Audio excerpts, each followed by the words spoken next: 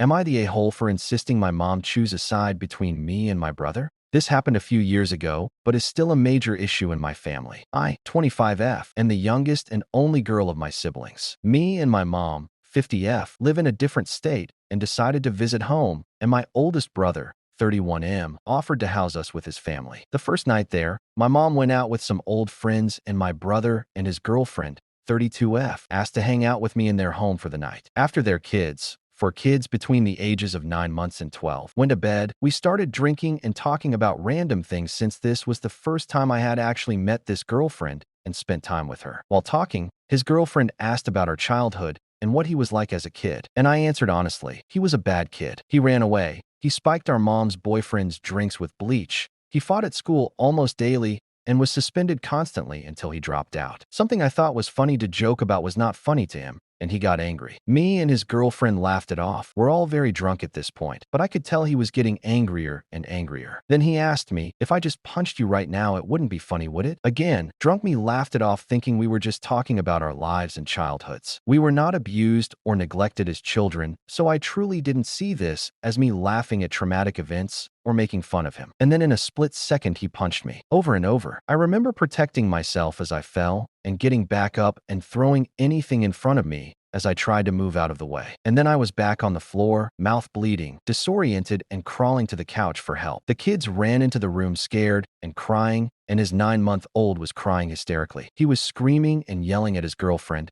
"It's not funny. It's not funny," as she tried to calm him down. He even saw me on the couch crying and bleeding and threw a cup of alcohol in my face and called me a witch. And then he said, "I hope you know you're gonna die tonight." I remember running into the bathroom and locking the door, and I heard him searching desperately for a knife in the kitchen drawer. I called my mom as I hysterically cried and told her he was going to kill me, and she begged me to open a window and run. He began banging on the door, describing how he was going to stab me, gut me, as I tried to open the window. I think I even accepted at this point I was dead and just pondering how it would feel. And then he stopped. I waited and realized my mom had begun breaking down the door to get to me because he was looking for a new knife to kill me with. After this, I went to the hospital, and although I had no broken bones, I was bleeding and my entire face was bruised and cut. I pressed charges against him, and after almost 3 years, he was caught on a separate charge, and now the case is moving forward this month. My mom, in her opinion, has tried to stay neutral, but I think in her way of staying neutral, she has taken his side. She has told me that being beat was a consequence of saying rude things to him, and that I've already won because he's been in jail for months